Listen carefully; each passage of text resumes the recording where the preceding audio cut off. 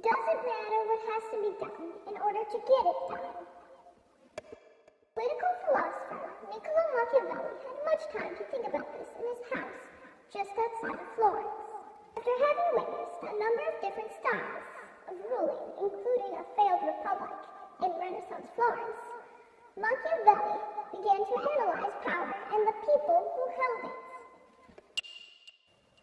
There is nothing more difficult to take in hand, more perilous to conduct, or more uncertain in its success than to take the lead. It was at this point that Machiavelli began writing his most popular novel, The Prince. It was, in its essence, a handbook on how to gain power and how to keep it.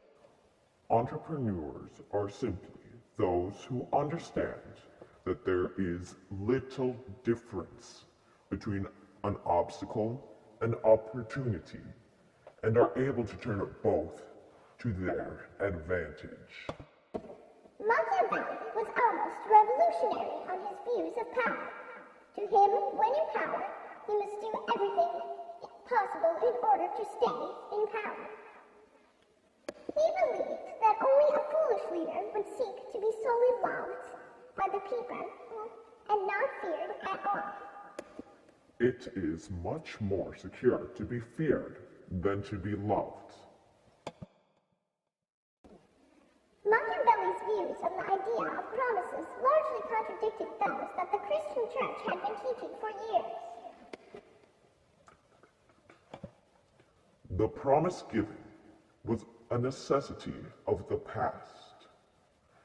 The word broken is a necessity of the present. It was this part that largely shocked the people. The common people believed in the teachings of Jesus that were present in the Doomsday Book.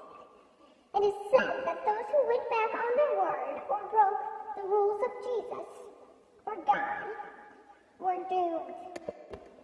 Machiavelli believed in those who worked for their power and would do anything to keep it. To him, the dynastic cycle was inevitable when the throne was hereditary, for the rulers would then forget how important it is to harness their power correctly. He also believed that those who were steadfast in their ways and refused to switch were wrong.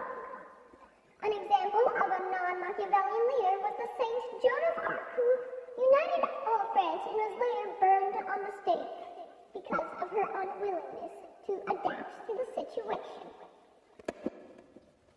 Politics have no relation to morals. There are many modern-day examples of a Machiavellian leader, some of which have been considered to be tyrants. These people have displayed many of the traits which Machiavelli approves of when it comes to leaders' ruthlessness,